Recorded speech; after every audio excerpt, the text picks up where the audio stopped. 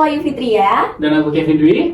Selamat datang di podcast Insight Insight Kaum. Podcast yang memberikan kamu insight tentang komunikasi organisasi. Nah benar banget, tapi kan hari ini kita nggak sendirian ya. Ya, benar banget. Kita kedatangan dua tamu yang sangat spesial sekali. Selamat datang. Tepuk tangan dulu dong buat narasumber kita hari ini. Terima kasih loh sudah disambut ya. Oke, karena kita udah menyambut dua narasumber kita pada hari ini, nggak udah nggak sih kalau kita nggak kenalan dulu, Betul Kevin? banget. Oke, karena teman-teman yang nonton pasti udah kenal sama dua moderatornya, pasti juga perlu kenal juga dong dengan dua narasumbernya. Langsung aja, mungkin dari Kak Salma terlebih dahulu kenalan dong. Oke, Boleh? terima kasih Ayu dan Kevin sudah diundang di podcast yang keren banget ini, Insightcom gitu kan. Perkenalkan teman-teman semua, namaku Kamelda Salma. Aku sekarang mahasiswa semester 3 Ilmu Komunikasi Universitas Brawijaya. Halo Kak Salma. Wow, halo. Hai. Oke, untuk selanjutnya moderator narasumber selanjutnya maksudnya kita kedatangan juga nggak kalah keren juga ya dengan Kak Salma. Amin. Langsung aja boleh. Oke, halo semuanya. Perkenalkan, nama aku Rosita. Di sini aku sebagai mahasiswa Ilmu Komunikasi semester 3 maksud saya, sama juga dengan Kak Salma. Halo Kak Rosita. Tadi sangat spesial banget karena dua orang ini keren ya pastinya ya, karena kita undang ke podcast ini gitu. Bener. Hari ini kita bahas apa sih Ayu? Oke, karena di sini tadi aku udah mention juga ya di awal kalau kita bakal bahas seputar komunikasi organisasi. Pasti di sini teman-teman juga pasti sangat-sangat aktif organisasi ya pastinya, ada yang ikut organisasi apalah itu. Nah, sama juga dengan dua narasumber kita pada hari ini. Dua narasumber kita pada hari ini juga sangat aktif juga ya, Iya, dengan pasti keren-keren banget. kegiatan mereka dan juga organisasi mereka. Nah, mungkin boleh dong dua kakak keren ini lagi sharing kesibukannya apa, terus lagi menjabat cuy. Ngeri banget gak sih? Lagi menekuni organisasi apa gitu. Tapi sebelum kita cerita nih, kedua moderator kita di sini juga sangat keren ya sih. Aduh. Wajah organisasi. Buktinya bisa ngadain podcast kayak gini udah kan anak organisasi gitu ya. Terima kasih.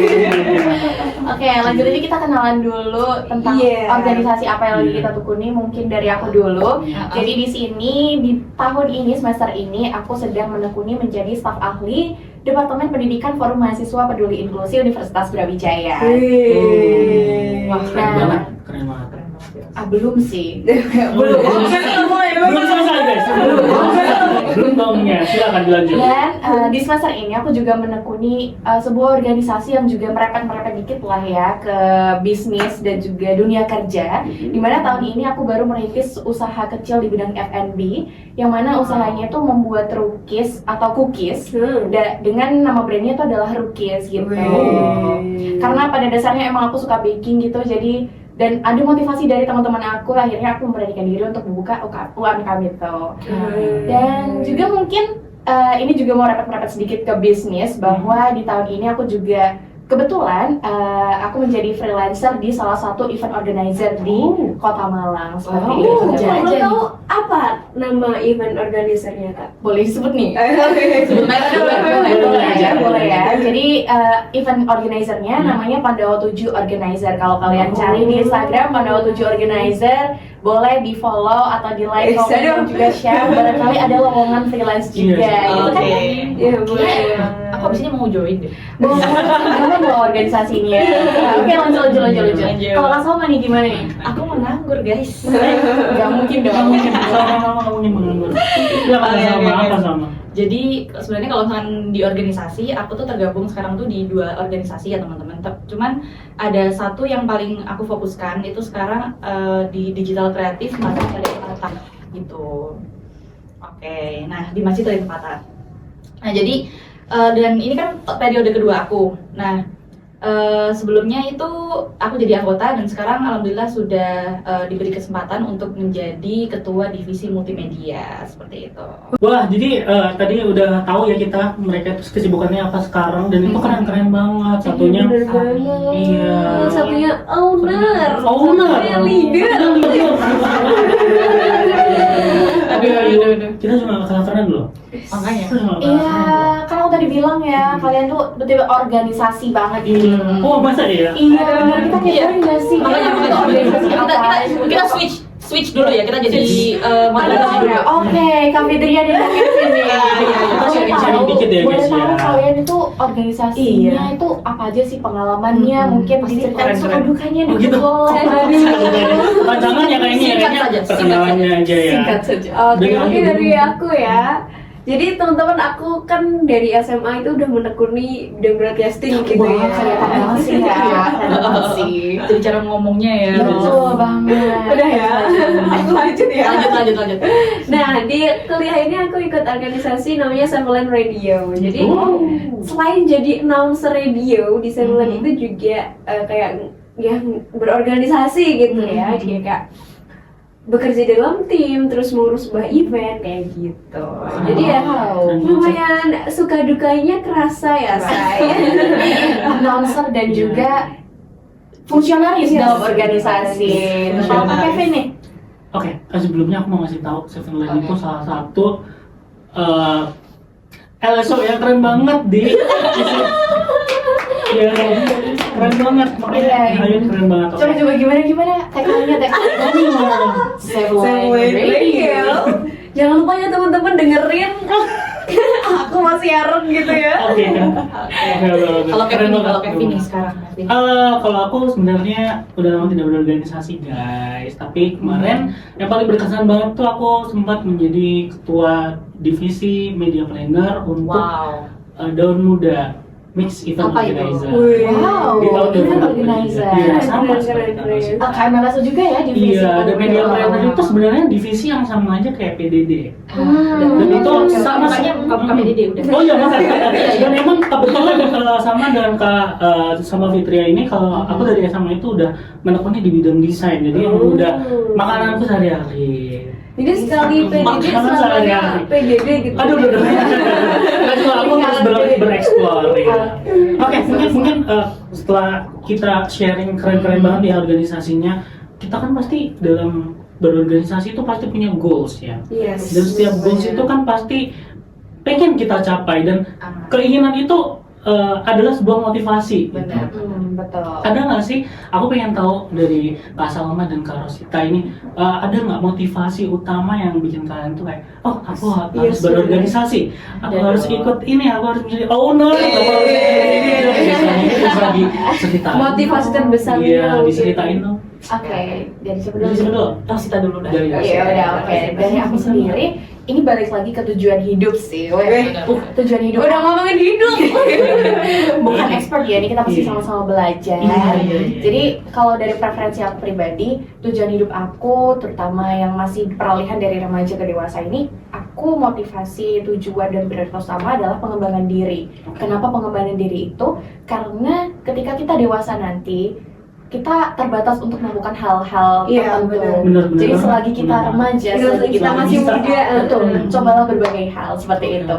Dan sebenarnya jadi owner itu bukan salah satu planning dari hidupku, dan itu sebuah bonus dari Yang Maha Kuasa gitu ya mungkin.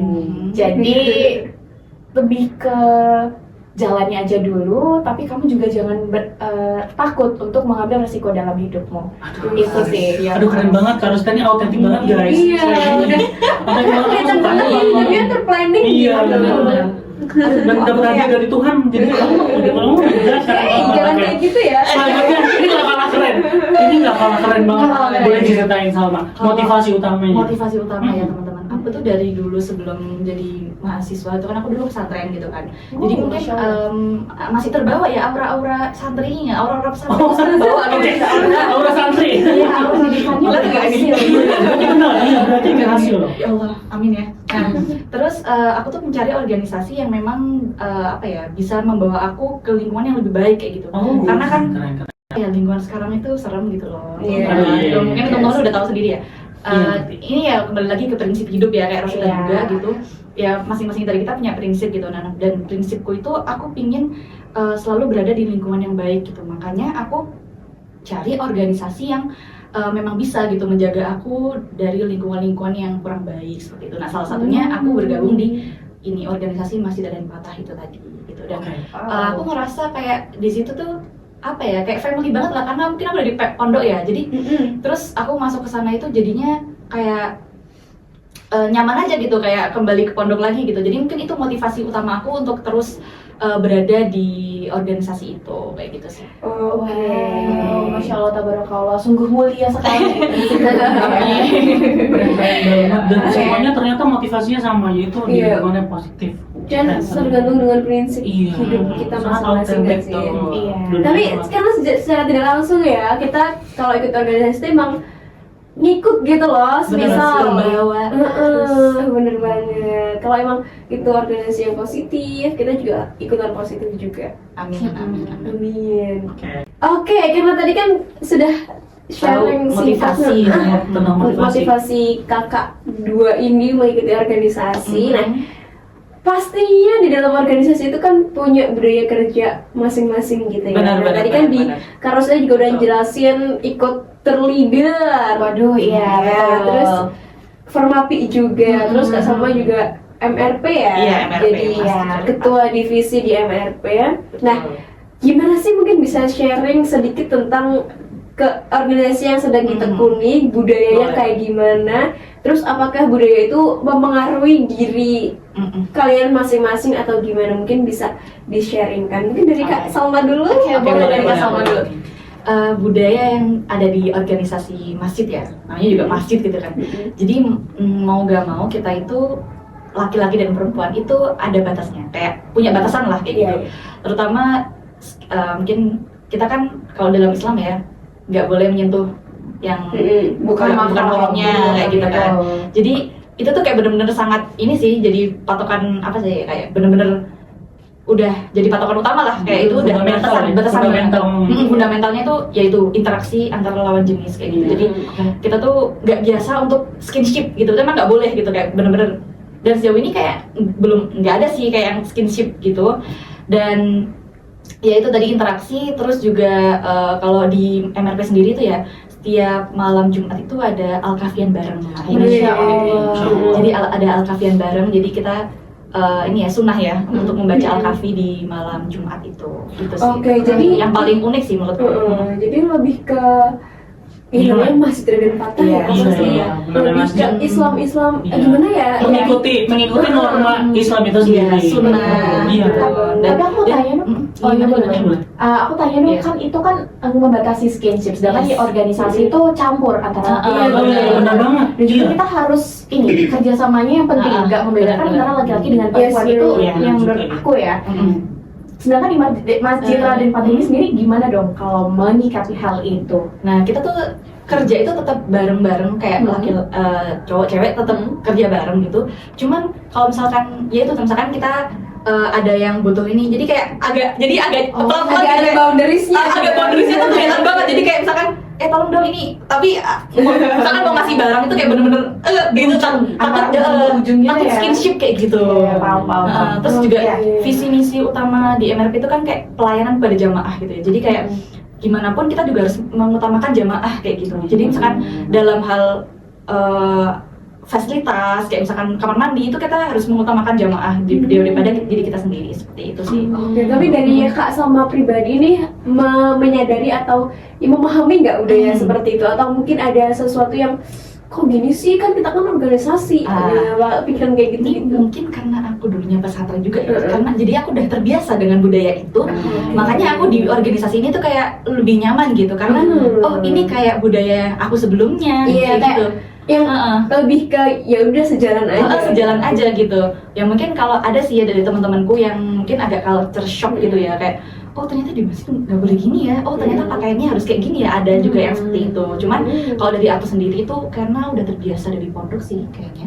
Keren, berarti udah membawa nilai itu ya dari awal. Iya, itu alhamdulillah jadi gampang. Jadi Iya. budayanya apa? Nggak ada mengikuti aja. Benar, bisa blend in dengan organisasi yang sekarang. Nge-blend gitu kan. Berarti penting ya untuk menyesuaikan organisasi yang kita pilih dengan budaya dan prinsip dari hidup kita itu penting banget karena Nanti bisa soalnya kalau nggak sejalan itu biasanya nggak nyaman gak sih jadinya? malah jadi Iya. Itulah ya sebutannya. Iya. Boleh dong tadi Taros kan sekarang yang Oke. cerita nih. Kalau dari aku sendiri aku kan ikut 3 organisasi besar nih, dan aku merasakan dari tiga itu memiliki karakteristik budaya tersendiri. Dimana contohnya nih, ketika aku menjadi staf ahli di pendidikan Formapi UB, di situ tuh benar-benar budayanya inklusi sekali. Jadi ketika satu itu nggak bisa atau memiliki keterbatasan, berarti dilengkapi oleh satunya. Saling Jadi melengkapi. benar saling melengkapi. Atau mungkin adalah suatu hal yang mungkin culture shock bagi kita dan juga aku sendiri culture shock karena benar-benar saling melengkapi itu, karena ketika aku nggak bisa di backup lagi sama orang yang satunya, dan ketika ada teman aku yang nggak bisa atau memiliki disabilitas tertentu, itu ya kita mau nggak mau harus membackup mereka karena mereka juga udah backup kita gitu.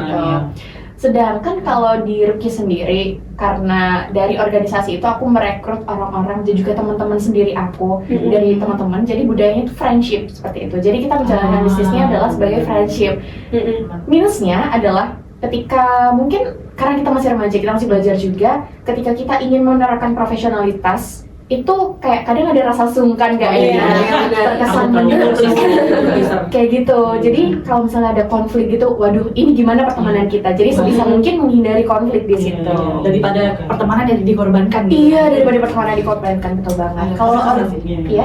Kalau organisasi yang ketiga ini ada, kan aku ikut sebuah IO, otomatis itu ownernya udah orang dewasa gitu lah ya, udah bener-bener ahli gitu. Jadi budayanya adalah profesionalitas. Jadi kamu dituntut untuk gimana caranya kayak gitu. Kalau enggak, konsekuensinya tuh pasti lebih besar daripada konsekuensi yang aku jalani di organisasi Formapi maupun Rukis. Berarti emang keren banget, maksudnya berarti setiap organisasi itu punya budaya sendiri gitu, tergantung mereka.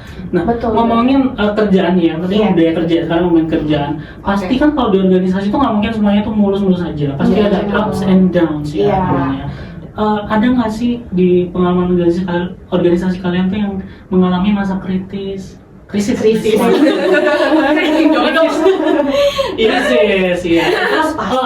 Selain itu aku juga mau tanya gimana peran pemimpin kalian waktu itu. Atau mungkin kan dari Kak Salma sendiri kan udah menjadi ketua divisi nih, gimana caranya Kak Salma untuk menangani suatu krisis yang terjadi gitu mungkin. Dan juga Kak Rosita juga kan sebagai owner juga ya, itu secara langsung juga menjadi leader dari mungkin teman-teman yang sudah direkrut. Mungkin boleh ceritain dari Kak Salma dulu. Oke, dari aku ya. Sebenarnya kalau krisis itu bagi aku ya, krisis yang selama ini aku pernah alami itu adalah ketika anggotaku itu hilang. Ya, itu semua permasalahan di itu kayaknya itu hampir semuanya. Tapi sejauh ini kayaknya krisisnya itu tentang seputar hilang, terus miskom kayak gitu aja sih, nggak sampai yang ada krisis sampai ketuanya bel gitu, kayaknya belum ada.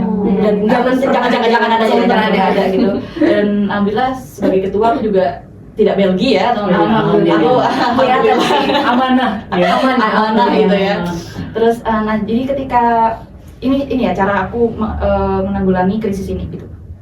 Jadi ketika ada yang hilang-hilangan, gini deh, aku mau cerita dulu ya, di awal aku first gathering gitu ya sama anggota-anggotaku, itu aku menekankan gini, kalian itu yang penting komunikasi sama aku. Itu aja, jangan komunikasi sama aku. Apapun misalkan kalian nggak bisa, kalian mau belki mau hilang, itu tetap komunikasi sama aku. Jadi selama ini alhamdulillah sekarang itu gimana ya, bisa dibilang anggotaku tuh nggak ada yang hilang, cuman hilang tapi masih komunikasi sama aku, gimana ya, gitu. Misalnya mungkin kontribusi dia di organisasi itu kurang, tapi tetap komunikasi sama aku. Nah itu yang aku suka gitu, ketika dia itu masih mau loh komunikasi sama ketuanya kayak gitu. Entah itu, jadi aku tahu alasannya dia, aku tahu kabarnya dia, alasan dia, kenapa sih dia kurang berkontribusi gitu. Ternyata ya semua orang punya alasan sendiri-sendiri ya, ada yang mungkin ada kesibukan lainnya, kan misalkan ada yang join organisasi selain MRP gitu kan kita juga gak bisa memaksakan seseorang harus memprioritaskan yang mana dulu gitu kan, pasti semua orang punya prioritasnya masing-masing. Jadi aku memahami itu, tapi yang paling aku tekankan adalah jangan pernah putus komunikasi sama aku, dan aku pun selalu menjalin komunikasi sama mereka. Jadi aku PC-in mereka, aku pokoknya aku kalau aku ini terus lah, kayak reach out terus kayak gitu. Jadi selama ini komunikasinya masih terjalin sih gitu. yang bagus. Jadi pertahankan. Kak Salma menanggulangi krisis dalam organisasi tersebut sebagai leader tuh menerapkan komunikasi dengan Yes, anggota. karena komunikasi adalah kunci. Komunikasi adalah kunci. Kata-kata hari ini. Kalau Salma sendiri gimana? Ada nggak krisis? Kalau krisis sih, kalau aku pernah mengalami suatu krisis yang benar-benar krisis itu di salah satu, aku ceritakan pengalaman aku di Formapi ya. Jadi di paruh pertama itu benar-benar pasif, nggak ada program kerja yang jalan sama sekali. Padahal di situ udah planningnya banyak banget ini dari ketua pelaksana yang di bawah kepala departemennya itu udah banyak banget ini yang mau diajuin. Tapi nggak tahu kenapa di situ pasif, dan juga ketuanya sendiri ini kayak nggak ada power buat menginisiasi anggotanya gitu. Dan juga kan aku di sini sebagai staff aja. Sedangkan di atasku itu masih ada kepala departemen, dan juga di atasnya lagi masih ada ketua umum 1 dan juga ketua umum 2. Dimana sebenarnya aku nggak punya power buat itu, dan saat itu aku lebih memilih untuk diam sih, melihat, memantau, karena aku nggak punya power di sini. bener banget.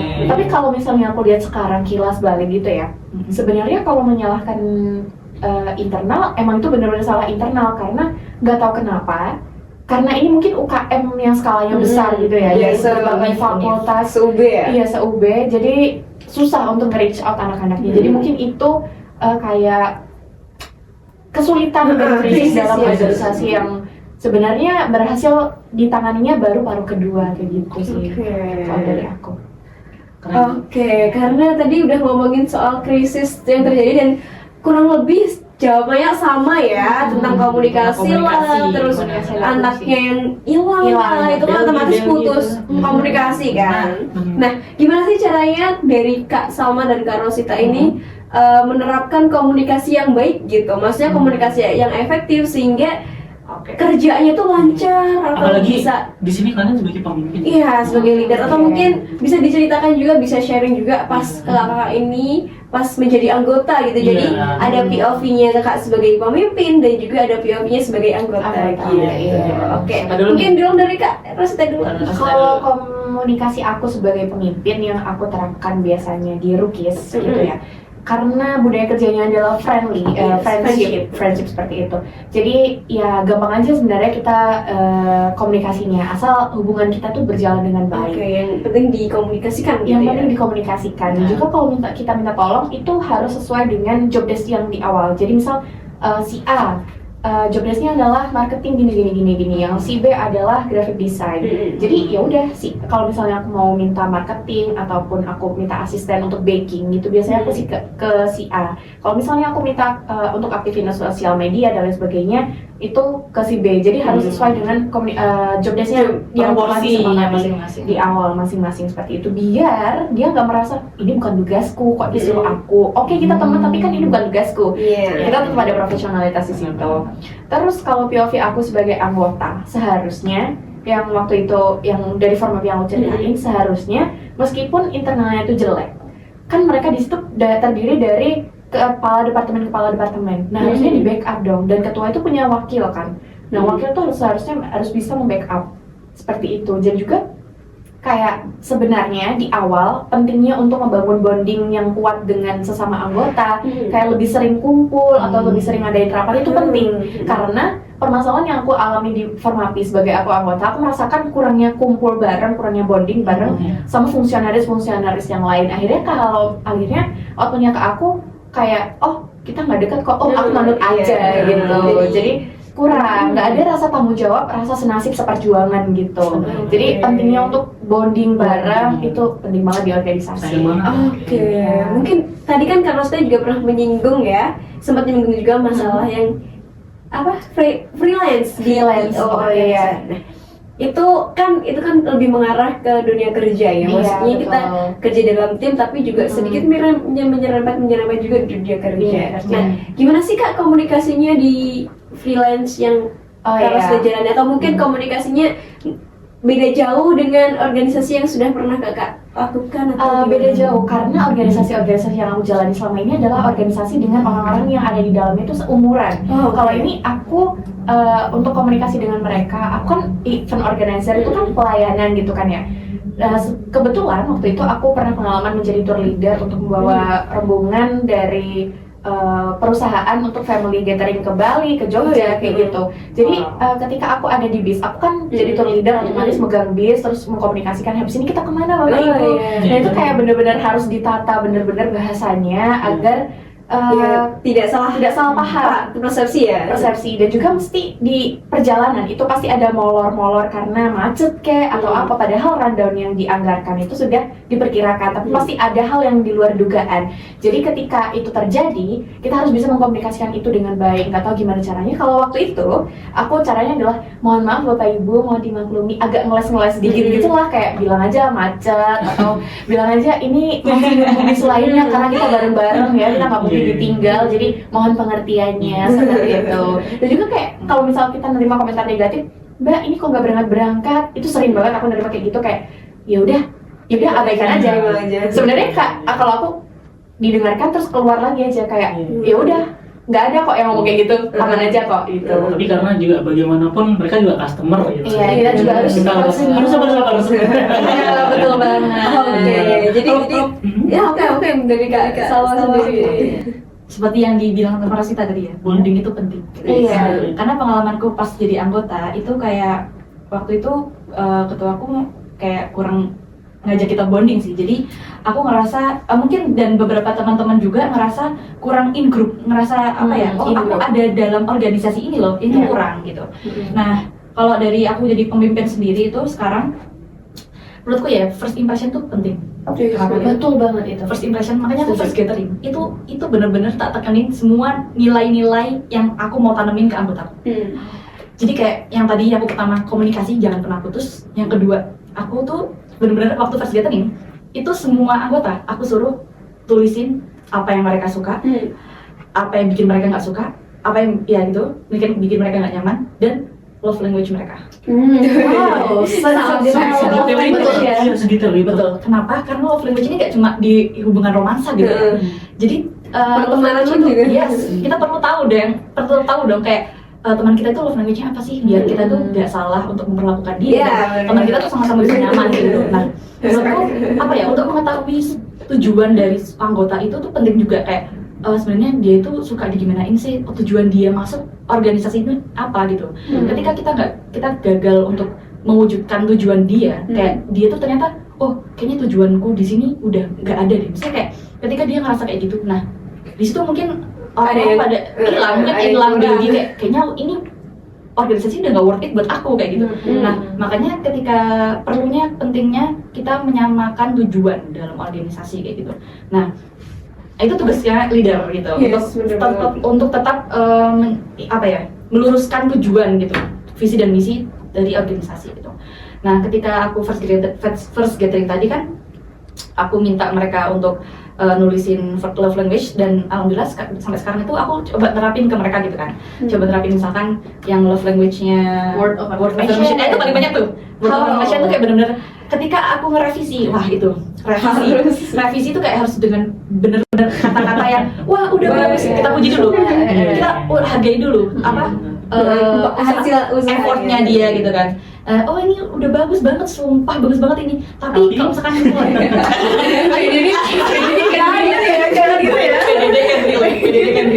Tapi kalau ditambahin kayak gini kayaknya lebih bagus deh. Nah, gimana tanggapan itu sering terjadi di aku.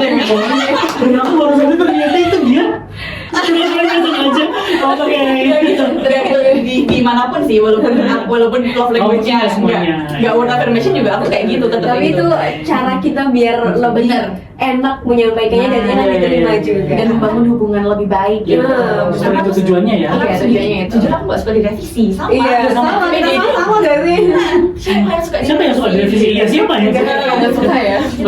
Nah, jadi ya kita berusaha untuk menerapkan satu-satu love language. Jadi kayak aku harus, ini love language jadi apa? Word affirmation dia harus diginiin. Misalkan dia quality time, berarti dia butuh momen-momen untuk bonding kayak gitu. Jadi untuk membuat dia tuh merasa in group dalam organisasi kayak gitu sih. Keren ya, selama ini kayak dia sangat perhatian pada anggota-anggota. Mengayomi, guys. Bisa pernah terbesit di otakku, guys.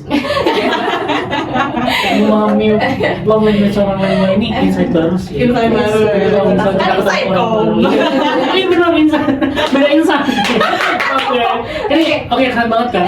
Terus ngomongin leadership ya, sama mention leadership tadi caranya dengan salah satunya Iya, benar banget. love language. Love language. Iya. Aku mau tanya nih, Gimana?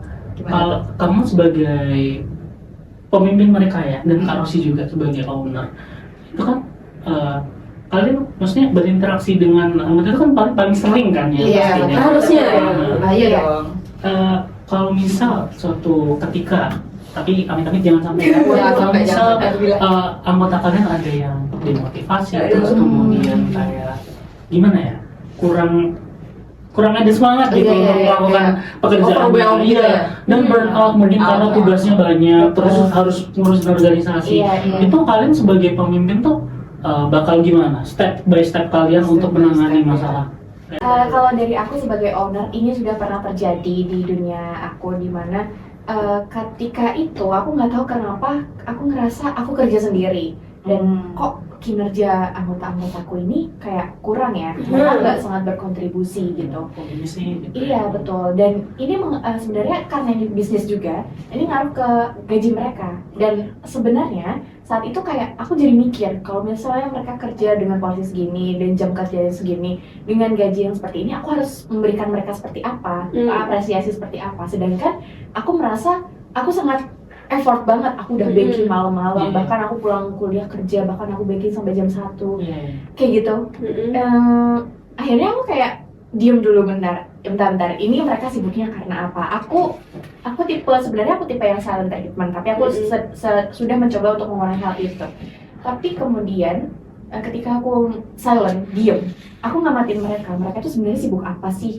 Terus apakah mereka tuh kayak juga lagi overwhelmed sama kayak aku, ataupun mereka juga kayak kehilangan motivasi untuk menjalankan bisnis Rukis ini. Demotivasi. Betul. Jadi aku ngelihat mengamati mereka dan ternyata kayak emang ada hal eksternal yang menjadikan mereka dimotivasi kayak gitu. Jadi kita coba jalan seiring dengan waktu dan kita komunikasikan dengan baik. Kenapa? Terus kemudian aku coba ulangi untuk pembagian tugasnya dengan baik. Oke. Dan dari situ ternyata ada anggotaku yang terbuka dan speak up, ternyata kayak gini terlalu berat gini. Ya udah akhirnya aku coba kurangin porsi kerja mereka seperti itu. Jadi mungkin karena di sini aku juga silent di awal, itu mungkin aku nggak salah, jadi nggak terkomunikasikan dan nggak betul, cenderung nggak tahu sebenarnya kendala mereka itu apa. betul. Tapi aku coba ngamatin dan ya akhirnya ada yang speak up dan gitu sih pokoknya. Iya, Jadi enak ya Jadi sekarang. enak. Lagi-lagi komunikasi. Komunikasi, Iya. Iya. Kalau Kak Salma sendiri gimana? Kalau aku lebih memberikan mereka waktu, memberikan mereka waktu untuk menenangkan diri sendiri sih. Karena kalau dari aku sendiri emang ketika aku lagi overwhelmed, burn out, itu aku memang butuh waktu untuk ntar dong, jangan misalkan aku ngasih tugas itu mungkin aku tahu misalkan dia lagi overwhelmed, aku nggak ngasih dia tugas dulu gitu mungkin. Aku oper ke anggota yang lain gitu, karena menurutku mental tuh lebih penting ya. Kesehatan mental tuh lebih penting gitu. Karena dia juga ya nggak mau organisasi tapi malah Iya, benar itu Mental illness gitu ya. aku nggak mau itu jadi di anggota aku gitu. Jadi kayak benar-benar aku harus tahu, makanya tadi komunikasi lagi kan. Kamu kenapa kalau misalkan udah kamu kalau ada apa-apa bilang gitu. Kalau misalkan kamu lagi burn out, kamu lagi overwhelmed atau kayak benar-benar lagi nggak bisa diganggu, tolong ngomong aja sama aku gitu. Ya kalau misalkan aku bisa, ya aku backup kayak gitu. Jadi memang itu tadi lebih ngasih waktu sih ke anggota kayak gitu. Oke, kayaknya aku perlu belajar dari Salma deh. Iya. Kalau hidup ya. Iya, karena kalau aku sendiri dari tipe aku sendiri, kalau aku overwhelmed, justru aku kayak makin khawatir kalau misalnya aku stop di sini, aku butuh waktu. Ini makin gimana Tapi organisasinya, bagus. gimana kejalannya. Tapi ujungnya malah nggak maksimal gitu. Dan juga kalau misalnya aku memandang itu ke orang lain yang juga belum tentu sama kayak aku, itu justru mental illness itu tadi. Jadi aku perlu banyak belajar nih dari kamu. Jadi leader itu juga manusia ya teman-teman. Iya. Jadi kadang mungkin leader itu, apalagi leader itu semuanya semua tanggung jawab kan ada di dia gitu. Iya, benar banget. Nah itu potensi untuk burnout itu semakin tinggi gitu Iya. kan. Jadi kita mungkin kalau jadi sebagai anggota itu ya jangan mudah untuk ngejudge leader sih, Iya karena sih, banget. belum tentu kita sebagai anggota itu bisa untuk di Jadi posisi leader, dia. iya. Karena jadi leader kan gak cuman mengayomi anggotanya kan. Dia juga harus juga- mikirin nih, ini visi misi organisasiku udah jalan atau belum, kayak gitu kan. Sejalan Ya. apa sama anggota-anggotanya Nah, gitu ya. kayak Benar. gitu. Benar juga ya jadi pemimpin. Iya, bener banget. Oke, karena selanjutnya nih ya, karena tadi kita juga udah bahas caranya kedua kakak keren ini untuk menanggulangi suatu anggotanya yang belgi lah, yang Burnout. burnout, Demotivasi. demotivasi Iya. dan semuanya Aduh, itu. Gimana kompleks sih nih. cara Kak Roste dan juga Kak Salma mempercayai anggota kalian sebagai seorang pemimpin ya ini, mempercayai anggota kalian dalam suatu pekerjaan. Oke, karena sebagai seorang kan kita harus percaya kan Benar, sama benar, anggota, ya benar. kan ada juga pemimpin yang mungkin terlalu dikit-dikit diarahin atau Oh, bahkan iya, sesuatu iya. hal kecil pun harus diarahin, padahal kita harus mempercayai nih ke Benar. anggota kita. Nah, kita kan harusnya nggak seperti itu. Nah, gimana sih caranya Kak Rasita dan juga Kak Salma ini mulai mempercayai lah suatu pekerjaan ke anggota kakak? Gimana, mungkin bisa di-sharing kan? Coba aku dulu ya. Boleh. Jadi sebelum pasti apa ya tahap-tahap kita menerima anggota itu kan pasti ada tahap apa namanya wawancara gitu kan. Nah, mungkin kita tuh rekrutmen kita tahu kan dari situ kan ada portofolio. Kalau misalkan aku di media kan pasti ada portofolionya. Aku jadi tahu oh ternyata kemampuan anggotaku tuh kayak gini ya. Nah, jadi kalau dari aku sendiri tuh mulai sekarang dari awal tuh udah tak kasih kepercayaan gitu. Tak kasih kepercayaan misalkan bahkan proyek gede aku berani. Wih, Nah, gimana sih? karena harus belajar juga. Harus belajar kayak kamu langsung handle ini ya, tek gitu, tak langsung tak arahin kayak gitu. Kenapa? Karena kalau nggak kayak gitu, dia kayak bakal takut untuk mengambil keputusan Dan atau cenderung nggak percaya diri nggak sih, aku bisa nggak ya, aku bisa nggak ya? Nah, ketika langsung tak kasih job gitu ya, job yang mungkin project gede gitu, langsung dia tuh ngerasa oh aku udah dipercaya nih, berarti aku juga harus menyesuaikan dong, aku harus percaya diri, aku harus Kasih belajar yang terbaik juga. Benar, aku harus ngasih yang terbaik gitu kan. Nah, tapi di situ aku di belakang tuh ibaratnya kayak nopang dia, gitu. Aku nopang dia kayak di belakang. Aku nggak apa-apa. Kamu jangan takut di project ini. Aku tetap ada. Aku nggak belgi ya dia. Aku nggak aku mendorong kamu kayak gitu loh. Jadi aman aja gitu. Terus juga kalau bisa itu hal-hal kecil dalam kayak misalkan apa ya ada masalah-masalah itu komunikasikan ke anggota. Bukan berarti anggota itu nggak boleh tahu loh masalah kita. Nah dari situ dia merasa oh ternyata leaderku ini juga ini ya mau cerita ke aku kayak gitu. Akhirnya membuat si anggota ini lebih Merasa terbuka, dipercaya juga. merasa dipercaya kayak gitu kan. Nah itu sih kalau dari aku. Kalau dari Kak Salma tadi ya, dengan memberikan beban pekerjaan Kepercayaan besar. Iya itu beban juga. Terus beban juga sih. Tapi kalau kepercayaan pekerjaan yang besar ternyata itu udah berani dengan seperti itu. Betul.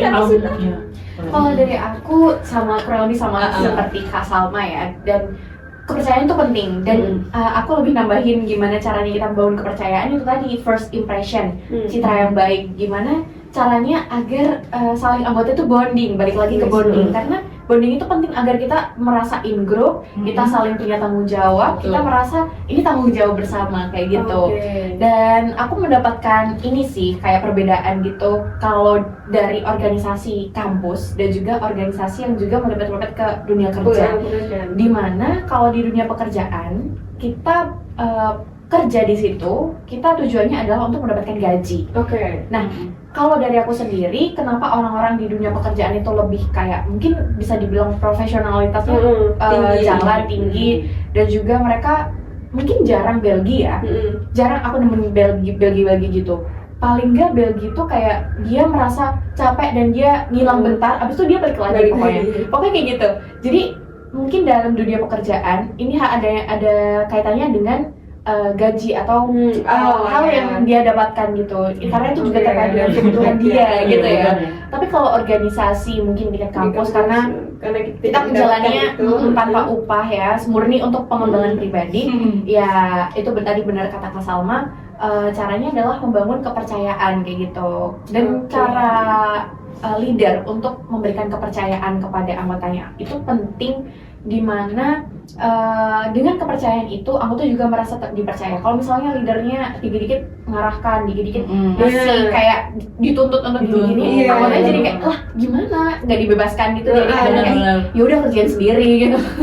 Mungkin kalau kita tetap seperti itu. Iya, tapi itu ya tetap meskipun kita ngasih kepercayaan ke anggota, tetap masih tetap dalam pantauan gitu. Jangan sampai anggota kita itu merasa kok aku dibiarin, aku disuruh kerja sendiri, gimana ini leaderku? Kalau di sekolah itu ada peran Tuturi Handayani turun dari belakang gitu.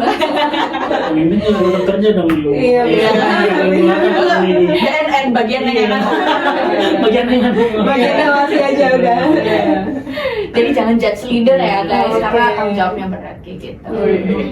Aduh, Ini kalian juga keren banget. ini sangat insightful ya sih ini kita. Keren banget. Serius mereka ini membuka banyak sekali insight-insight baru. Iya. Sama-sama Setelah kita ini juga belajar. buka apa namanya? Ya, kita- Webinar Kita belajar ya di sini ya. Webinar kepemimpinan.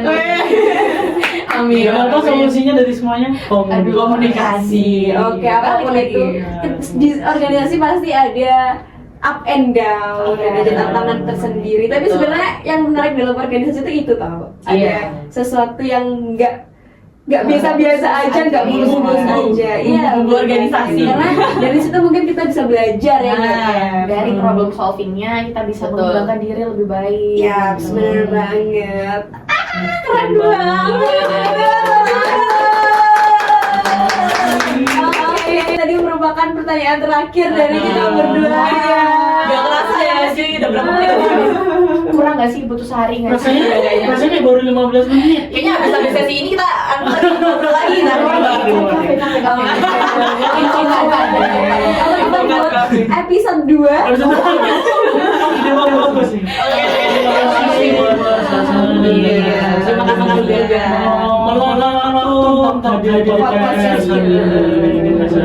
semoga tak sama dan semakin berkembang lagi.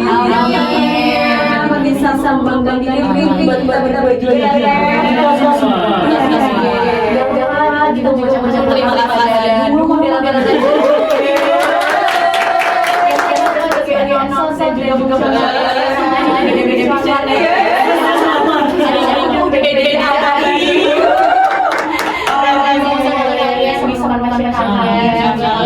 jalan-jalan nggak bisa bersosialisasi dengan baik, semester depan kita sama-sama berkembang di sana baik.